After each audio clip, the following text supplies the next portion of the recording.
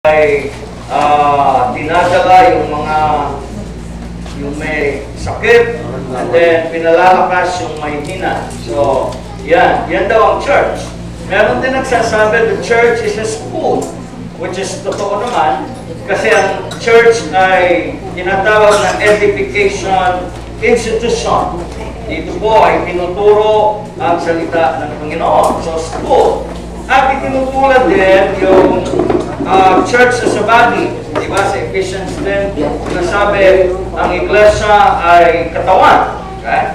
Pero sa Biblia din po ay sinasabi na ang church ay pamilya.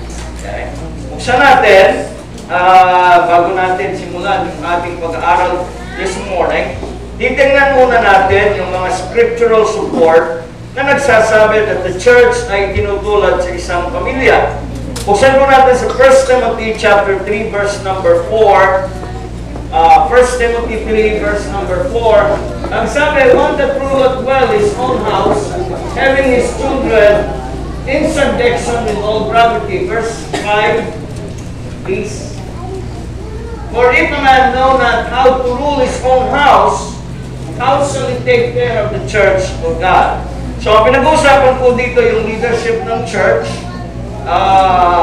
specifically yung pastor. Ang sabi doon, kung hindi natin kayang pangunahan ang ating pamilya, paano mo pangunahan ang iglesia ng Diyos? Okay? So, ang sabi ay the church is also considered as a family. Okay? Then meron pa, ang sabi po sa atin dito sa Romans chapter 8, ang sabi po sa atin sa Romans chapter 8 verse number 17,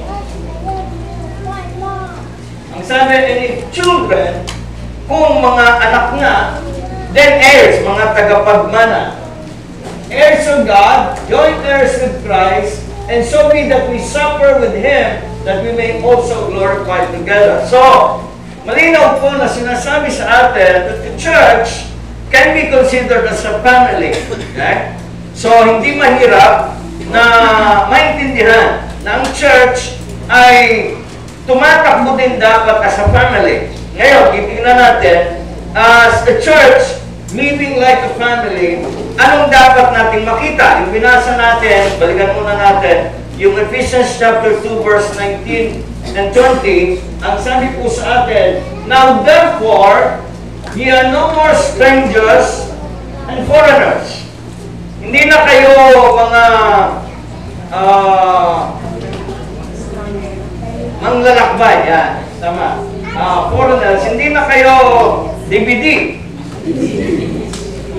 But fellow citizens with the saints and of the household of God. So, tayo po daw ay nasa pamilya ng Diyos. Okay? Kasi yung household ay pamilya or sambahayan ng Diyos, and are built upon the foundations of the apostles and prophets, Jesus Christ Himself being the chief cornerstone. Sa Kalawan po, meron akong kaibigang pastor ng pangalan niya Joel Chongko. Tinitrace niya, siya daw ay galing sa Iloilo, yung kanyang lahi. At ako, hindi ko alam kung saan galing ang lahi ko. Meron nagsasabi, Chinese daw kami. Puri-puti. Ang ibig sabihin ay lahat tayo merong pinanggalingang lahi. Okay? Ang church, supposedly dapat ang pinanggalingan daw ng nating lahi ay itong the apostles and the prophets. Yung church, kaya hinihilingin ko or ine-encourage ko ang bawat isa na pumasok sa Bible College. Pinag-aaralan namin, saan natin kinukuha yan? Yung subject na yan, Christology. Tulungan tayo na sana ma-encourage tayo every Tuesday and Thursday, kahit isang subject lang po kumuha kayo, at maintindihan nyo yung katurungan. So, ang sabi po ay, we are of the household of God. Okay? And we must live as a family. Tayo daw po ay dapat na mabuhay at magpatuloy na parang pamilya. Ngayon, titignan natin, the church living as a family. Okay?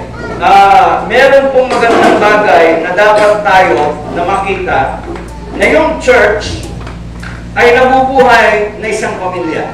Okay? Kasi, pag hindi po tayo nabuhay as a family, hindi po magtatagal ang church. Okay? Kaya napakahalaga po, yan. But yung meron tayong balanse ng tinatawag na yung pamilya at yung church. Kanina nga, sabi ni Brother Paul, pagka ang tatay, hindi siya, hindi anong sumamba ba yan? Ano ang nangyayari? 75%, 72% ay malamang ay hindi maganda yung magiging. So, ang sabi po sa atin, the church living as a family, merong 4 na titingnan tayo na practical, na makita natin na itong pamilyang ito, Freedom Bible Baptist Church. Hindi tayo nagsasabi ng iba kasi ito yung pamilya. Okay? Kasi ang pamilya, hindi yan yung... Ang problema natin sa Pilipinas, extended families. Maraming extended families. Okay? Ang ibig sabihin ng extended family, kaya nga, malinaw sa Biblia na sinasabi, ang lalaki pag mag-aasawa, hihiwalay sa kanyang mga magulang at makikisama kanyang asawa at sila'y magiging pamilya. Ganon din po ang church. Pag mission pa lang, di ba? Ang kanyang link ay nasa mother church. Pero pagka yan ay nagpasya na maging church siya, yun po yung panahon na parang, ang sabi niya, mag-aasawa na po ako. Ihiwalay na po ako at makikisama sa aking asawa, mabubuhay bilang pamilya. So, ganun po. So, ang church must live as a family. Yan. Ano yung mga dapat nare-realize natin para itong church na ito ay maging pamilya talaga? Tatanong ko sa inyo, mag-asawa kayo, may anak kayo. Matatawag bang pamilya yung inyong pamilya? Kasi pwedeng merong nagsasabi ngayon na kaya lang kami nagsasama dahil sa anak namin. Pamilya pa ba tawag doon? Hindi na, nagsusuporta na lang sa anak. So, kailangan po maintindihan natin yung mga principles behind para mapanatili ang church na ito will live as a family. At kung hindi man, balik tayo. Kung ang pamilya niyo po ay hindi na nabubuhay bilang pamilya, sana yung principle na ating pag-aaralan this morning, magbalik. Magbalik ng inyong pamilya na maituring ng pamilya ito. Okay, number 1. Ang sabi sa atin dito, first, we are family members, not isolated strangers. Family members. Kalimitan kung hindi magkasundo sa magkapatid, yung magkasunod. Ako, yung kuya ko, si Kuya Mel, kami ang laging nag-aaway. Di ba yung kasunod, laging yun ang away. Pero alam niyo ba na kahit nag-aaway, ay meron pong naiiwan na maganda. Okay? Kasi po, tayo po ay family members. Okay? Alam niyo sa church, lagi kong sasabihin, hindi maiiwasan na meron tayong hindi pagkakaunawaan. Pero sana, bilang pamilya, yung hindi natin pagkakaunawaan ay ite-turn into ano natin, para lumalim yung kaugnayan natin. Sabi ni Brother Paul kanina, the last point niya, a strong family has a coping skill. Ano yung coping skill? Alam niyo tayo, sabi nga, hindi naman ang problema natin yung problema eh. Ang problema natin, paano natin hinaharap ang problema? Sa pamilya, sabi ko nga, hindi naman may iwasan yung problema at hindi pagkakaunawaan. Ang tanong lang, itinuturing mo ba na yung iyong kapatid ay kapamilya? Kapuso? Ano yung isa? Kapatid. Di ba? Kailangan ganon, hindi stranger. Okay? Alam niyo, nakakalungkot ngayon sa pamilya, si lalaki, aalis ng maaga, di ba? Hindi na makakausap yung anak. Dadating ng gabi, tulog na yung anak. Kanina nga, again, ang point ni Brother Paulie, a strong family not only have a communion, but also communication. Di ba? Ang sabi sa atin dito, ang stranger, nagiging stranger tayo sa sarili nating bahay. Anak na natin, hindi pa natin makausap. Asawa na natin, hindi pa natin makausap. Why? Because we are treating ourselves as strangers. Na parang umuupa lang kayo ng bahay. Di ba meron gano'n yung umuupa sa isang bahay pero hindi magkakamag-anak? Nag-uusap. Minsan nag-uusap sila, pero kalimitan yan ay walang usapan. Sana hindi gano'n ang pamilya natin. Dahil ang sabi po sa atin dito, we as a church, living as a family, ay kailangan natin maintindihan we are members. Alam niyo ba kung naintindihan natin na kung anong ibig sabihin ng members ng family? Ang ibig pong sabihin niyan, una si Adan, nung siya po ay nilikha ng Diyos, nakita ng Diyos na hindi mabuti kay Adan mag-isa. Anong sabi ng Bible? Igagawa ko siya ng kasama. Help me. Ang ibig pong sabihin nun ay meron po si Adan na hindi magagawa na ang babae lang ang makakagawa. At nagkaanak sila.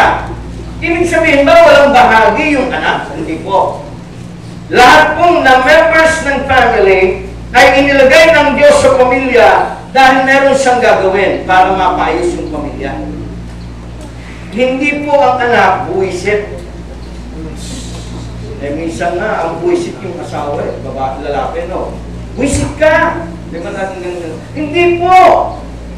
Hindi po yun ang design ng Diyos. Ang sabi dito, as we live as family, we must consider ourselves as members, hindi po strangers. Ang ibig sabihin nun, lahat po ng bahagi ng pamilya, merong gagawin para mapabuti ito. Mga anak, lalo na, minsan hindi nila naintindihan na hindi, wala kayong gagawin para mapaayos ang pamilya.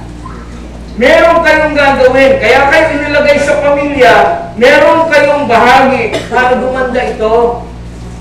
At least kung mananampalataya, tamang isip natin. Kaya ka nag-asawa, kasi, kung alam mo ang kalooban ng Panginoon, kung hindi mo alam, yun ang problema natin. Kaya ka nag-asawa, kasi yung asawa mo makakatulong para mapabuti yung pamilya, no? Tandaan nyo, anong talagang design ng Diyos? Pag-aasawahin ka para maging impyerno buhay mo? Meron bang gano'n ang plano ng Diyos? Wala po eh. Pag hindi po natin tinignan gano'n, okay? At nag-asawa tayo, then stranger na ang tingin natin sa ating asawa, sa ating mga anak. Na samantalang dapat ay members of the family na merong bahagi. Okay? Kaya nga dapat lahat ng miyembro ng pamilya alam niya kung anong bahagi, bakit inilagay siya sa pamilya. Alam nyo, nababawas sana yung maraming problema sa pamilya kung ang tatay alam ang bahagi sa pamilya, ang nanay alam ang bahagi sa pamilya, ang anak alam ang bahagi sa pamilya. So, ang sabi sa atin dito, parang church, as a family, living as a family, we must see ourselves as members, hindi strangers. Alin ang nagiging stranger ng mga membro ng pamilya? Yung laging wala sa bahay. At nakakalungkot, maraming nagsasabi na kaya yung mga anak natin ayaw tumigil sa bahay natin kasi ang pakiramdam nila hindi sila bahagi ng pamilya. Kaya yan, humahanap ng kasama na mararamdaman nila na sila'y bahagi ng pamilya. Kaya yung anak nyo, pagka ayaw magstay sa bahay, ang ibig kong sabihin niyan, baka hindi niya nararamdaman na bahagi siya ng pamilyang kinabibilangan niya. So, sabi sa atin, number 1, we must treat ourselves as member. Every member of the family ay kailangan nararamdaman niya na siya ay bahagi nito. Ang church po, ganon. Sana kung kayo miyembro ng iglesia, sana nararamdaman nyo na kayong miyembro nga. At minsan lang talaga, may problema tayo eh. Ang problema natin, hindi tayo hindi tayo nag-i-involve. Para yung pamilyang ito ay mapaayos. Kailangan po ng involvement ng lahat. Okay? Sabi nga, ang church ay body, di ba? Sabi ng Bible. Bahagi ng katawan, may maraming bahagi. Tanong lang, anong part ng katawan kayo? At kung alam nyo kung nung isang araw, kahapon na, merong balita na yung elepante na naputukan ng bomba sa Thailand. Naputol ang paa niya. Alam niyo ginawa ng mga tao? Ginagawan siya ng prosthetic legs. Kasi, sa bigat ng elepante, pag hindi siya naglalakad, malamang hindi magtatagal, mamamatay siya. So, ang ginagawa nila, habang lumalaki yung elepante, ina-adjust yung prosthetic para magamit yung buong katawan. Kasi, natandaan niyo po, ang tawag sa mga may diferensya is PWD. People with Disability. People with disability are people na meron silang hindi nagagawa. Kaya tawag doon ay disability. Ang church, ang sabi ng Biblia, is a body, katawan. At kapag isang bahagi ng katawan ay wala, nakakakilos ba ng ayos ang katawan? Hindi. Ang tawag na sa church na ito, hindi na Freedom Bible Baptist Church. Tatawagin itong PWD Baptist Church. Dahil merong bahagi ng katawan na hindi nag-a-assume ng kanyang trabaho, ng kanyang function. Okay? Kung kamay ka at wala ka, paano kikilos ang buong katawan kung walang isang kamay? Tama, nabubuhay siya, pero meron siyang disability. Kung kayo po'y miyembro ng iglesia, isang bahagi na dapat yung malaman, anong bahagi kayo ng katawan?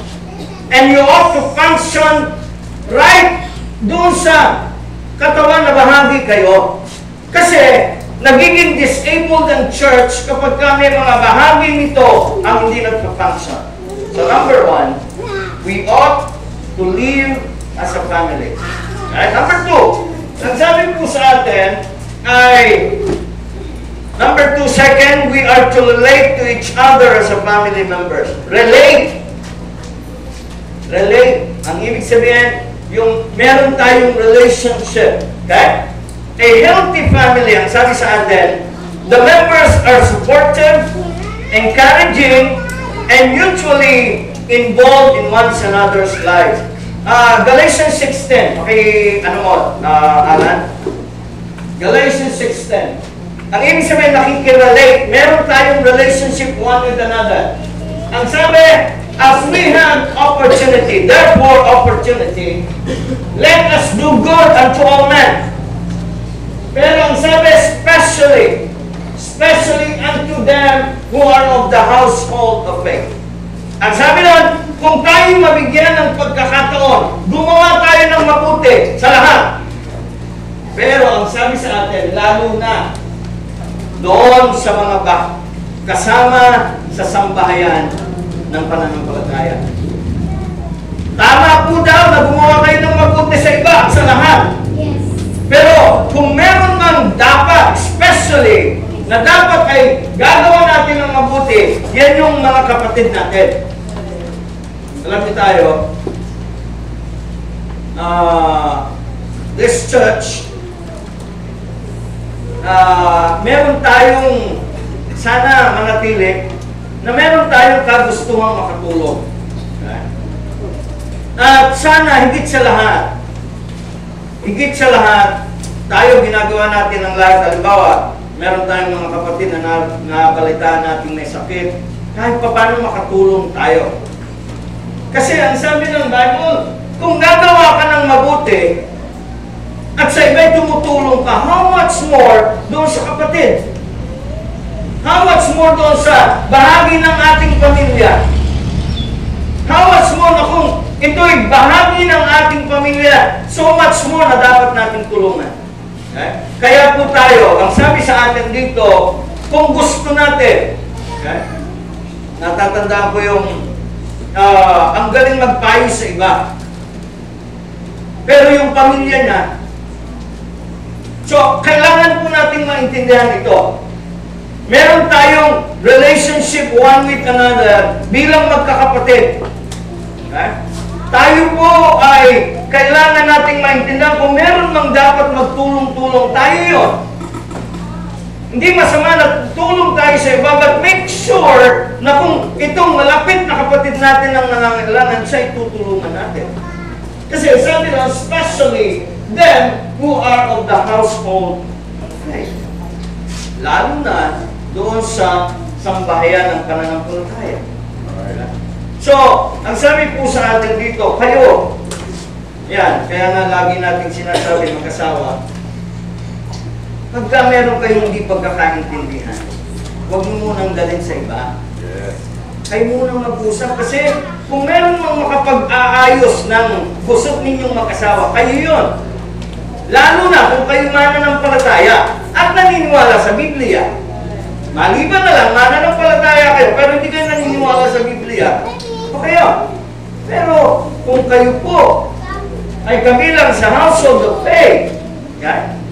At meron kayong hindi pagkakaunawa ang mag-asawa, alam niyo, pinakamaganda, manalangin muna kayo. Right. Kasi kung meron mang solusyon sa problema nyo, hindi ibang tao magbibigay niyan. Ang Diyos po sa kanyang salita. Alam nyo, pagka kayo po ay mag-asawa, and supposedly, ang pinakamalalim na kaugnayan daw sa mundo na ito, hindi mag-ina, hindi magulang, pamilya, asawa. Kaya nga, yung bang nanay mo, nakakaisa mo? Ibig sabihin, meron bang sinabi sa Biblia, yung nanay mo at ikaw magiging isa? Wala po. Ang sabi ng Bible, yung asawa na lalaki at yung asawa na babae, yung dalawa nagiging isa. Ano pong ibig sabihin nun? Kung yung relasyon ng mag-asawa lumalalim tama sa salita ng Panginoon, yung dalawa nagiging isa. Kaya nga, ang sabi sa atin, we are relating one with another. Okay?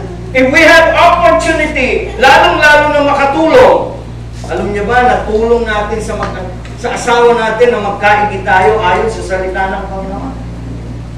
Kung meron ng pinakamagandang kaugnayan sa lupa, yung pag-asawa po yun na lumalalim sa salita ng Diyos.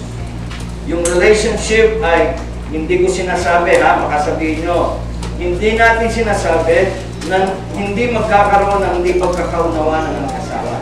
Pero tandaan niyo po, kung kayong mag-asawa, merong hindi pinagkakaunawaan at nagkasundo kayo sa pamamagitan ng salita ng Diyos, lalalim ang kaugnayan.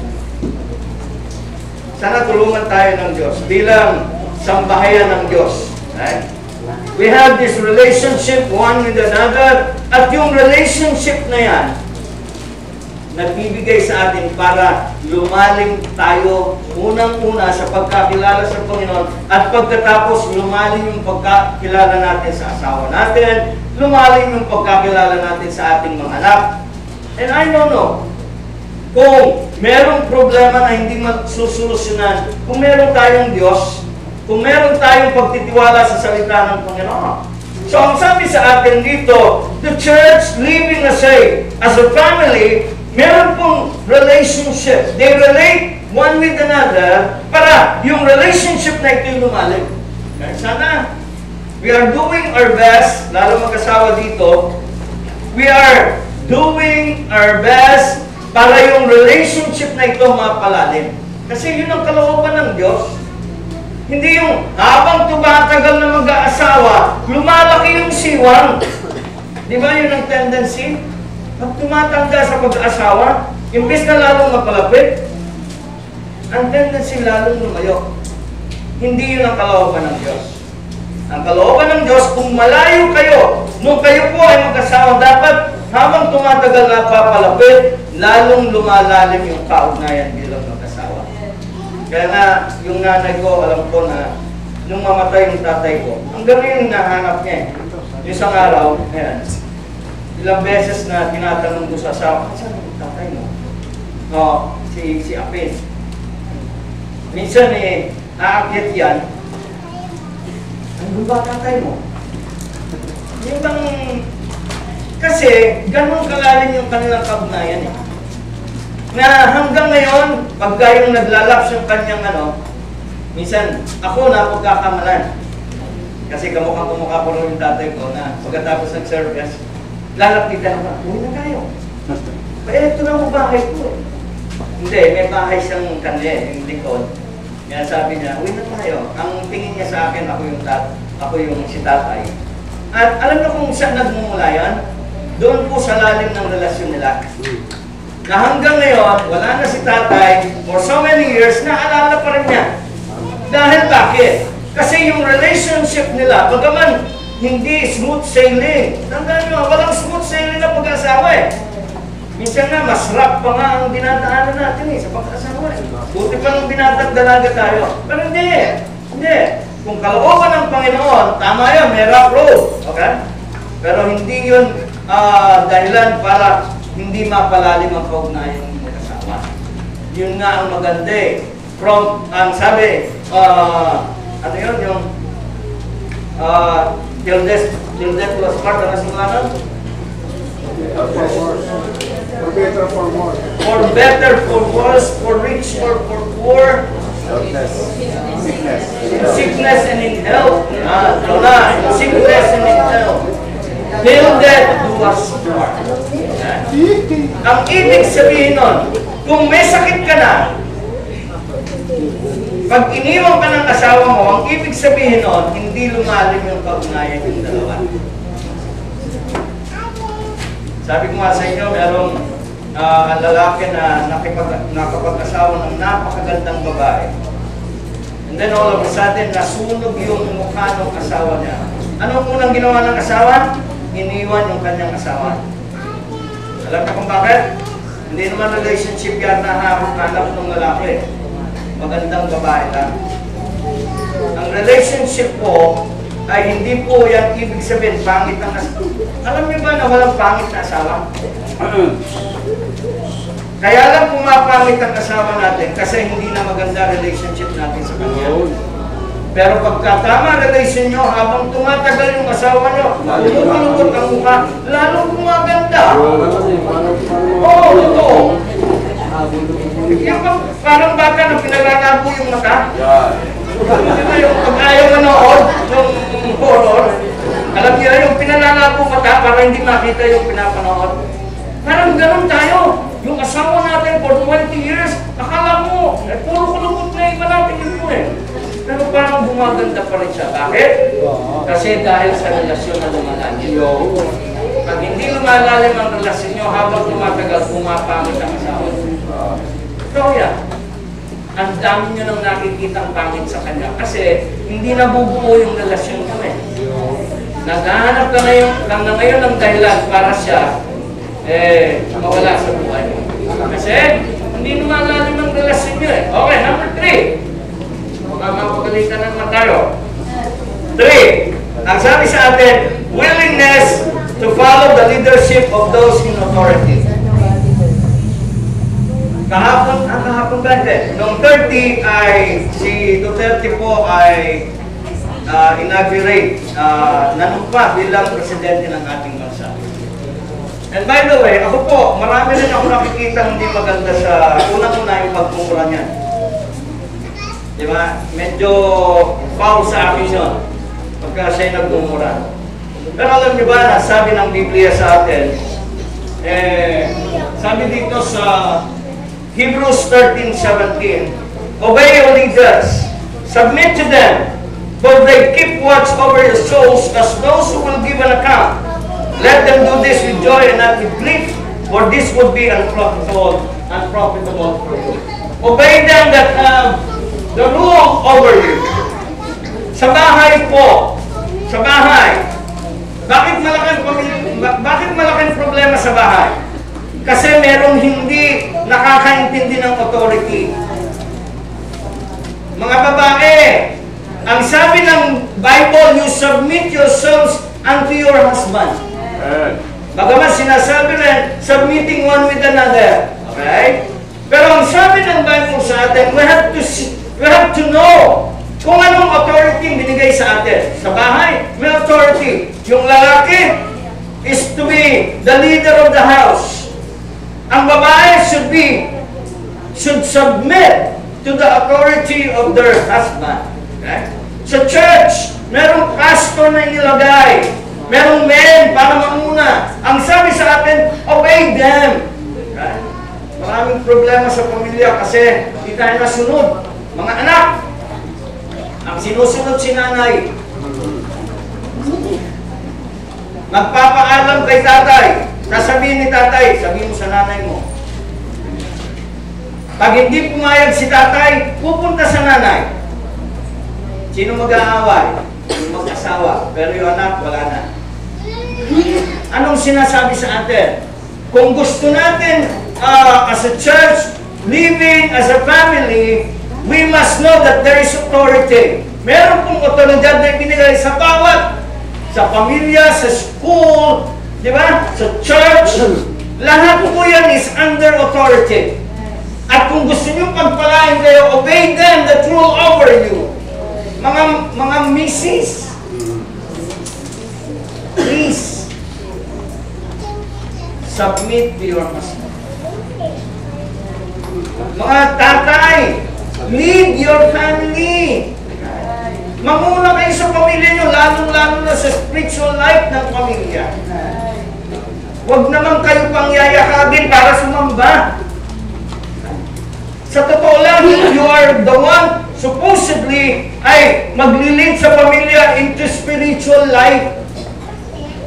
And problema natin, we fail to lead. Tayo mga lalaki. Kaya naman, nag-a-assume yung ating mga asawa, we fail to lead yung pamilya. Kaya sana, mga lalaki, tayo naman kayo. Tayo. Stand your ground. Ang sabi nga, tinanong, meron ka bang ground? 3 hektarya? Hindi yun. Tumayo ka doon sa posisyon na inilagay sa iyo ng Panginoon. Bilang leader ng pamilya, bilang asawa na babae, sumunod ka naman. Okay? So ang sabi sa atin ay,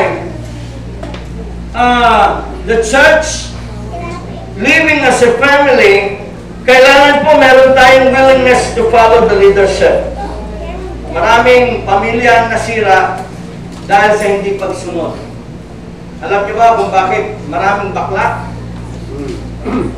Kalimitan yan ang gagaling sa pamilya. Tatay na hindi tumatayo bilang leader. Bakit may tomboy? Si nanay na tumatayo bilang leader ng ano? Sa church. Bakit magulo ang church? Kasi we fail to recognize leadership. Hindi natin naintindihan na meron pong leadership na inilagay sa atin to obey. Okay? Hindi masama. Ako, lagi kong sasabihin sa inyo, kung meron kayo nakikita hindi maganda sa leadership ng church na ito, you go to the office. Sabihin niyo muna sa kanila, baka makakatulong tayo para mabago yung leadership. Ibig sabihin ay maayos. Hindi yung kung saan kayo pumupunta ng mga tao para iklamang leadership. Hindi po. You go to the person and talk to him, baka makakatulong kayo para mabago siya at maayos. Okay? Kaya, ayan, mga nanay, may reklamo kayo sa tatay, sa asawa nyo? Puntahan nyo muna asawa nyo, huwag nyo muna sabihin sa iba. Huwag nyo muna sabihin kay pare. Alam niyo ba kung bakit nagkakarelasyon na, di ba? Kasi may problema sa asawa, pupunta kay pare. Pare. Yung pare mo. Ay, ano nangyayari? Nagpakumparihan sila. Ano nangyayari? So, ang sabi ng Bible, tanong kayo, mga babae, you go home. Tanong niyo sa asawa niyo. Kaya ang sabi po sa atin, willingness to follow those in authority. So, mababawasan po ang problema sa pamilya kung tama ang pagtingin natin sa authority nilagay ng Panginoon sa atin. Last, ang sabi po sa atin, the responsibility to uphold the family name. Yung responsibilidad na maingatan ng pangalan. Alam nyo, nalulungkot ang magulang natin kapag sinisira natin yung pangalan nila. Yung matagal na panahon, iningatan yung pangalan. Alam nyo, lagi natin sinasabi, kung merong ginagawang di maganda anak nyo, anong sinasabi ng ibang tao? Lagi. Sino tatay niya? Sino magulang niya? Ang ibig sabihin nun, ibinabalik sa magulang yung ginagawang masama ng anak. Kasi, bakit ganon? Ang responsibilidad kasi nauuwi sa magulang. Kaya ang sabi, the church living as a family, bawat miyembro ng iglesia, paglabas nyo rito, dala nyo pangalan ng Freedom Bible Baptist Church. At kung ano man ang ginagawa nyo hindi maganda sa labas, ang sinasabi ng ibang tao, hindi ba miyembro ng Freedom Bible Baptist siya? Anong ginagawa natin? Sinisira natin hindi lamang yung Freedom Bible Baptist Church. Sinisira natin yung Panginoon. Tandaan nyo, yung Freedom Bible Baptist Church, hindi nakabase yan sa pangalan, kundi sa Panginoon. Kaya nga sabi, kung tinutuliksa tayo, ang unang tinutuliksa, ang Panginoong pinaniniwalaan natin, di ba? So, ibig sabihin pala, kung tayo'y pamilya dito, lahat tayo, we consider ourselves as children, at pagka lumabas tayo ng ating bahay, at meron tayong hindi ginagawang tama, o meron tayong ginagawang mali, ang nasisira hindi ikaw. Ang nasisira, una, ang Panginoong pinananampalatayanan mo, pangalawa, yung pangalang Freedom Bible Baptist Church. Yan ba nagbabible? Kala ko ba, yung nagbabible nababago? Bakit ganyan ang ugali niya? Hindi kaya sinisira natin yung pangalan na iningatan ng ating ama, ng ating ina, ng ating pamilya. So, ang sabi sa atin, we make sure we uphold the name. Okay? Kung tinatawag nyo na Kristiyano ang sarili ninyo, make sure you are following the Lord. Kasi, kung sinasabi mong Kristiyano, kaya nga lagi sinasabi yung bang Kristiyano, tatandaan ko yung kwento tungkol kay si Mahatma Gandhi. Isang araw siya po ay pumunta sa isang church. Alam niyo, hindi siya pinapasok. Sabi nung usher, hindi ka kabilang dito. Alis ka dito. Sabi ni Matt, kaya ngayon yung simula na kaya si Mahatma Gandhi ay hindi na pumasok sa isang Christian church. And I don't know kung pwedeng tawagin Christian church. Kasi, ang sabi, ang Christian sumusunod kay Kristo. Meron bang discrimination kay Kristo? Meron bang pinipili ang Diyos? Wala po eh. So, ang sabi po sa atin, make sure we are upholding the name ng ating pamilya. Ingatan natin ang pangalang iningatan ng ating mga magulang. At lalo na, kung kayo miyembro ng church, ng Freedom Bible Baptist Church, sama po, sa bawat gagawin natin, meron tayong pag-iisip. Ano kaya ito? Makakatulong para maingatan ang pangalang dinadala ko o makakasira? Sana tayo po'y pamilya dito. We have our relationship. Tulungan tayo ng Diyos na sa bawat gagawin natin, we are making sure na hindi nakakasira sa pangalan. Una ng Panginoon, pangalawa ng ating pong nilalagpasan ng church. Okay? Kaya ang sabi, the church living as a family. Number one, ang sabi sa atin, we are members, not strangers. Number two, we are to relate with one another. Number three, we are willing to follow the leadership na inilagay ng Diyos sa atin. And number four, ang sabi sa atin, the responsibility or willingness to uphold the name. Tulungan tayo ng Diyos. Tandaan niyo po, iba na pangalan niyo.